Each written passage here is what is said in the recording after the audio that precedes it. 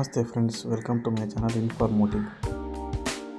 ನಮ್ಮ ದೇಶದಲ್ಲಿ ಎಲ್ಲೇ ನೋಡಿದರೂ ಕಾಣಿಸುವ ಒಂದು ಬಿಸ್ನೆಸ್ ಅಂದರೆ ಅದು ಚಹಾದ ಅಂಗಡಿ. ಆದರೆ ಎಲ್ಲರಿಗೂ ಒಂದು ಪ್ರಶ್ನೆ ಕಾಡುತ್ತದೆ, ಟೀ ಶಾಪು ಒಂದು ದಿನಕ್ಕೆ ಎಷ್ಟು ಲಾಭ ಕೊಡುತ್ತದೆ? ಇದು ನಿಜವಾಗ್ಲೂ ಒಳ್ಳೆಯ ಬಿಸ್ನೆಸ್ಸಾ? ಇವತ್ತಿನ ವಿಡಿಯೋದಲ್ಲಿ ನಾವು ನೋಡೋಣ. ಟೀ ಶಾಪ್ಗೆ ಇನ್ವೆಸ್ಟ್ಮೆಂಟ್ ಎಷ್ಟು ಬೇಕಾಗುತ್ತೆ, ಖರ್ಚು ಎಷ್ಟಾಗುತ್ತೆ, ನಿಜವಾಗ್ಲೂ ಲಾಭ ಇದೆನಾ, ಎಷ್ಟಿದೆ ಒಂದು ದಿವಸಕ್ಕೆ ನೋಡೋಣ ಬನ್ನಿ ಸ್ನೇಹಿತರೆ.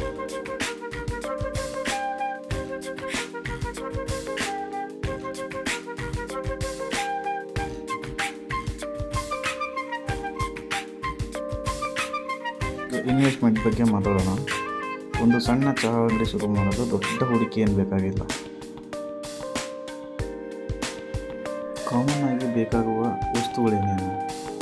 ಸ್ಟವ್ ಒಂದು 2,000 ಆಗುತ್ತೆ, ಗ್ಯಾಸ್ ಸಿಲಿಂಡರ್ ಒಂದು 3,000, ದೊಡ್ಡ ಪಾತ್ರೆ ಒಂದು 1,000 ಆಗುತ್ತೆ, ಟೀ ಗ್ಲಾಸು 1,000, ಟೇಬಲ್ ಮತ್ತು ಸ್ಟ್ಯಾಂಡ್ 5,000, ಫಸ್ಟ್ ಡೇ ಸಾಮಾನು 2,000.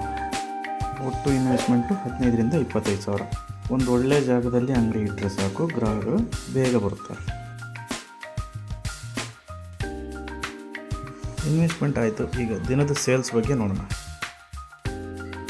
ಒಂದು ನಾರ್ಮಲ್ ಟೀ ಶಾಪಲ್ಲಿ ಒಂದು ದಿವಸಕ್ಕೆ 150 ರಿಂದ 300 ಕಪ್ಪು ಟೀ ಮಾರಾಟ ಆಗುತ್ತದೆ.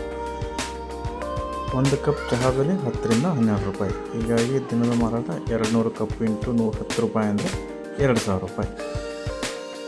ಇನ್ನು ಕೆಲವು ಜಾಗಗಳಲ್ಲಿ ಬಿಸ್ಕತ್ತು, ಸಿಗರೇಟು, ಸ್ನ್ಯಾಕ್ಸ್ ಕೂಡ ಮಾರ್ತಾರೆ.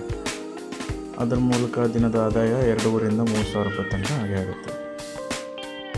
ಒಂದು ದಿನದ ಪ್ರಾಫಿಟ್ಟು 2,500, ಖರ್ಚು 1,500. ಸೊ ಒಂದು ದಿನದ ಲಾಭ ಸುಮಾರು 1,000 ರೂಪಾಯಿ. ಇನ್ನು ಮಂತ್ಲಿ ಹೇಳ್ಬೇಕು ಅಂತ ಹೇಳಿದರೆ 1000 ಇಂಟು 30 ಡೇಸ್ ಅಂತ ಹೇಳಿದರೆ 30,000 ರೂಪಾಯಿ ತನಕ ದುಡಿಬಹುದು.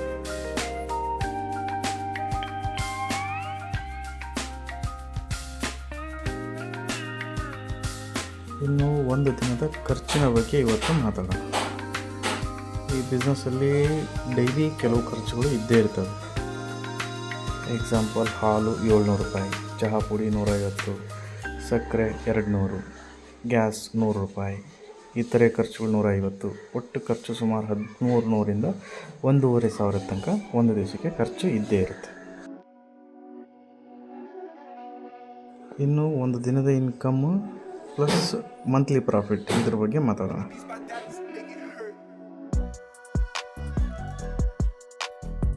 ಲೊಕೇಶನ್ ಇನ್ನೂ ಚೆನ್ನಾಗಿತ್ತು, ಕ್ರೌಡ್ ಇರೋ ಲೊಕೇಶನ್ ಇತ್ತು, ಅಫಿಷಿಯಲ್ ಏರಿಯಾ ಇತ್ತು, ಮಾರ್ಕೆಟ್ ಏರಿಯಾ ಇತ್ತು ಅಂತ ಹೇಳಿದ್ರೆ ಇನ್ನೂ ಹೆಚ್ಚು ಲಾಭ ಮಾಡ್ಬೋದು.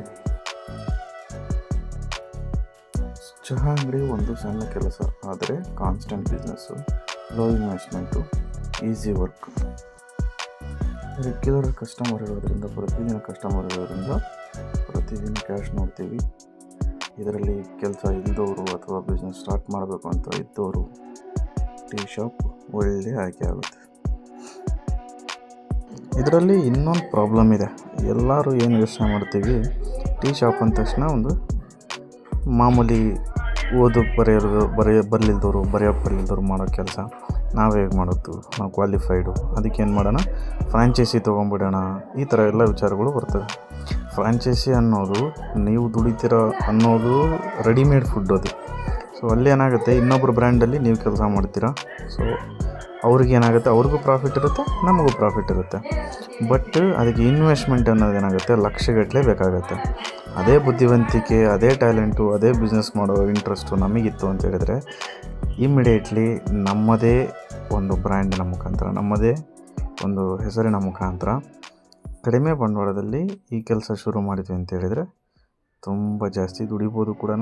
ಪ್ಲಸ್ ನಮ್ಮದೇ ಒಂದು ಬ್ರ್ಯಾಂಡನ್ನು ಓಪನ್ ಮಾಡ್ಬೋದು.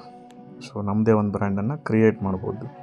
ಈ ಮೈಂಡ್ಸೆಟ್ಟಿಂದ ಈ ಕೆಲಸ ಮಾಡಿದರೆ ಅಂತ ಹೇಳಿದರೆ ಇದರಲ್ಲಿ ಯಾವುದೇ ಕೀಳರಿಮೆ ಇಲ್ದಂಗೆ. ಸೊ ನಾನೇ ಬಾಸ್, ನಾನೇ ವರ್ಕ್, ಇದೆರಡನ್ನೂ ಮೇಂಟೈನ್ ಮಾಡ್ಕೊಂಡು ಮಾಡಿದರೆ ಸೂಪರ್.